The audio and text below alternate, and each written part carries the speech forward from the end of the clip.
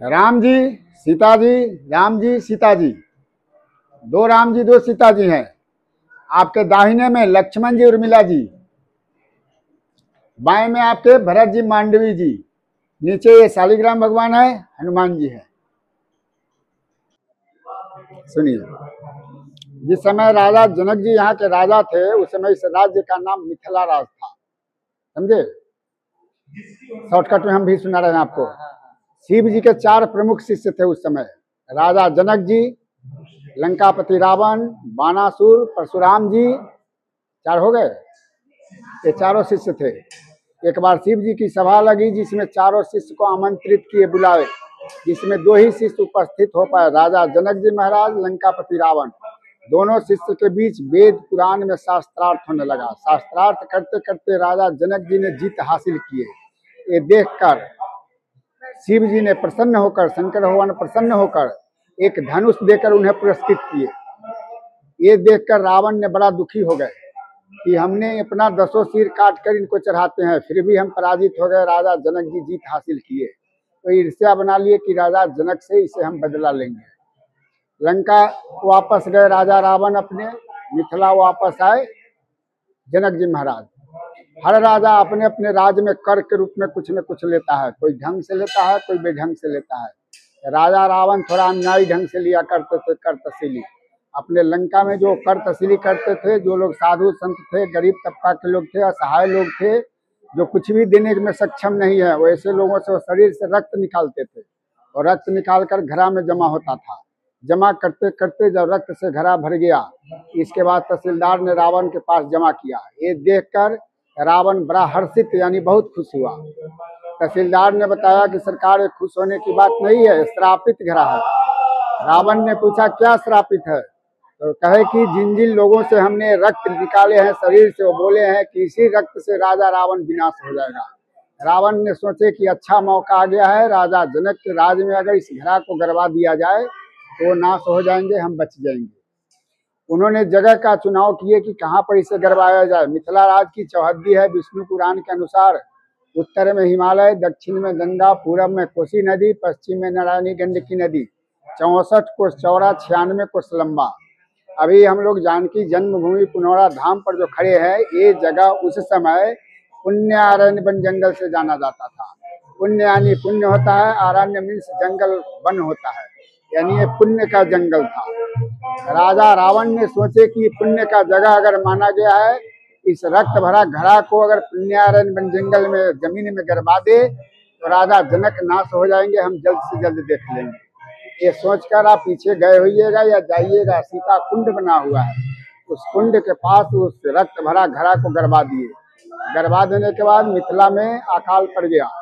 जो अकाल लोग प्रतीक्षा करने लगे, इस बार वर्षा होगा, इस बार वर्षा होगा। देखते देखते समय 12 वर्ष निकल गया। मिथिला के सारे जनता एकत्र होकर के राजा जनक जी के दरबार पहुंचे और वहां आरजू विनती प्रार्थना किए कि सरकार, अपने मिथिला में इतना भीषण अकाल पड़ा हुआ है, इसके लिए कोई उपाय ढूंढिए।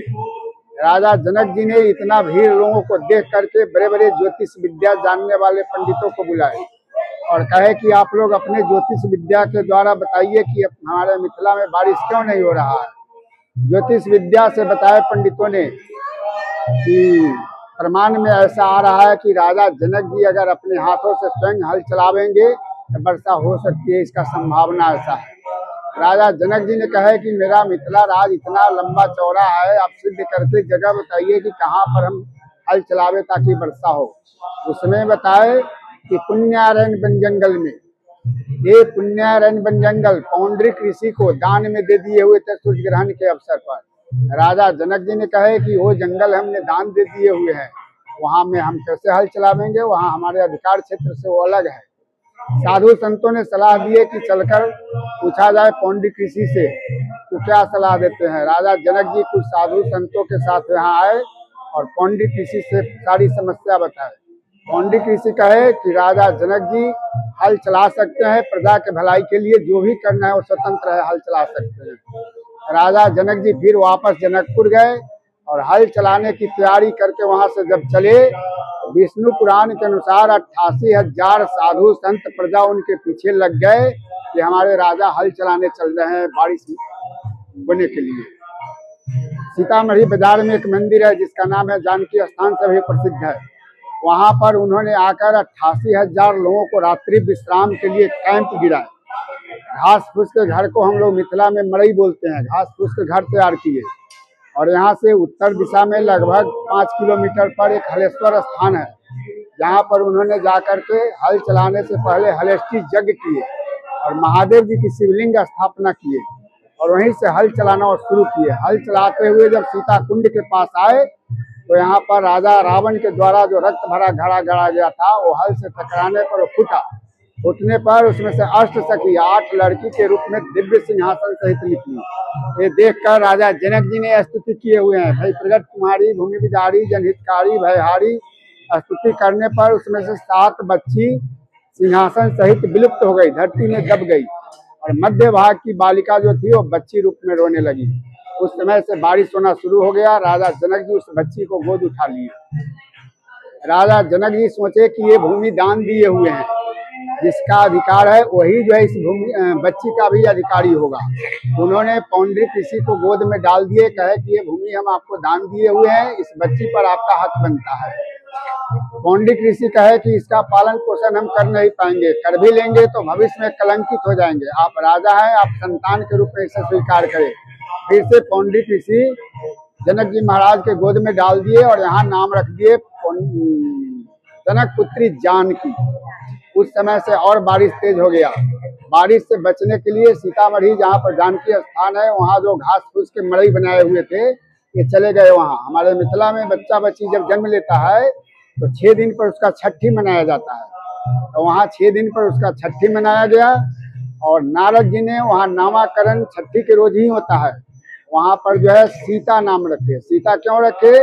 हल जो हम लोग चलाते हैं उसके अग्रभाग में लोहे का फाल होता है जिसे सीत बोलते हैं, और मिट्टी जो कोड़ते हैं उसे सिराउर कहते हैं, गड्ढा कहते हैं। क्षेत्रीय भाषा अलग अलग है, दोनों को मिलाने से सीता बनता है, इसीलिए उनका नाम वहाँ सीता पड़ा।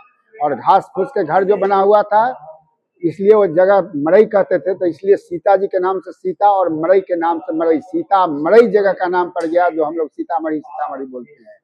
ये पुण्यारण्य से प्रभंस होकर पुनौरा के नाम से बदल गया। इसके बाद ले गए जो है जनकपुर, वहाँ उनका पालन पोषण हुआ, शादी स्वयंवर हुआ।